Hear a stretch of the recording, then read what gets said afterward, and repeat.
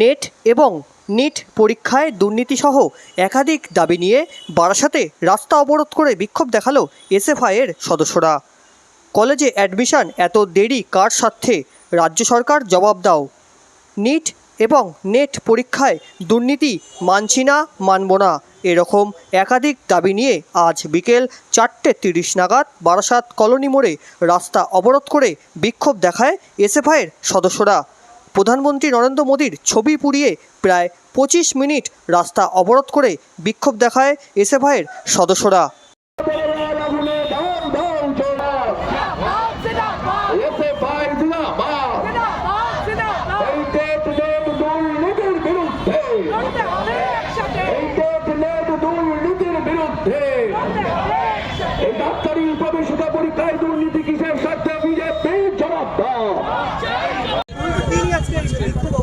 আপনারা জানেন যে নেট এবং নিট পরীক্ষায় সারা দেশ জুড়ে ব্যাপক অনিয়ম হয়েছে।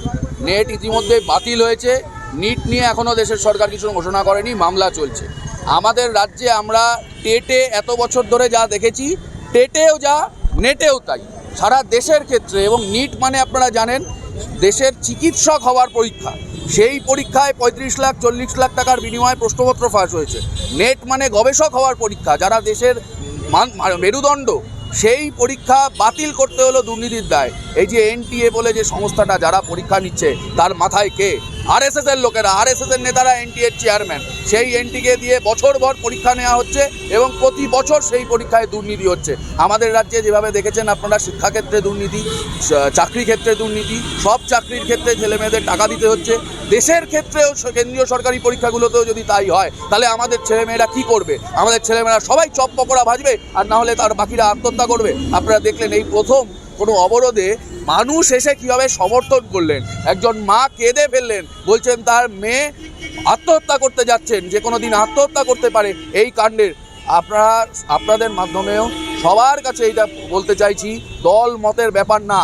4টে ভোট কেউ বেশি হতে পারে, 4টে সরকার কারোর থাকতে পারে, দুদিন পর চলে যাবে, কিন্তু দেশের শিক্ষাক্ষেত্র এবং রাজ্যের শিক্ষাক্ষেত্রে যে অসভ্যতার নিদর্শন হচ্ছে, এখন আর বেনিয়ম বলা যায় না, এটাকে অসভ্যতা বলতে হয়। ইচ্ছে করে এই দুর্নীতি করা হচ্ছে। এই দুর্নীতির বিরুদ্ধে এসএফআই রাস্তায় আছে। উত্তর 24 পরগনার বারাসাতে আজকে হচ্ছে, সারা রাজ্য জুড়ে কাল পরশু ধরে হচ্ছে, 25 তারিখ কলকাতায় আবার হবে। পশ্চিমবাংলা থেকে শিক্ষার প্রতিমন্ত্রী হয়েছেন সুকান্ত মজুমদার। আমরা তাকে বলছি, আমি জানি না তার মনে আছে কিনা যে তিনি দেশের শিক্ষার প্রতিমন্ত্রী হয়েছেন। দলের মধ্যে অনেক ঝগড়াঝাটি করে মন্ত্রী হয়েছেন, কিন্তু সারা রাজ্যে উনি কোথায় কোথায় ঘুরছেন আমি জানি না, সব বলতে পারবো না। কিন্তু বাংলা কথা আমরা আজকে প্রোগ্রাম থেকে ঘোষণা করেছি, শিক্ষামন্ত্রী যখন হয়েছেন এই ঘটনার দায় নিয়ে পদত্যাগ করতে হবে। আর না হলে উত্তর 24 পরগনার কোনো জায়গায় সুকান্ত মজুমদারকে যদি আমরা দেখি, এসএফআই আমরা ওর গাড়ি আটকাবো, আমরা ওকে ঠিক করে ফাঁকা রাস্তায় চলতে দেবো না। আমার নাম আকাশ কর, আমি এসএফআই উত্তর 24 পরগনা জেলার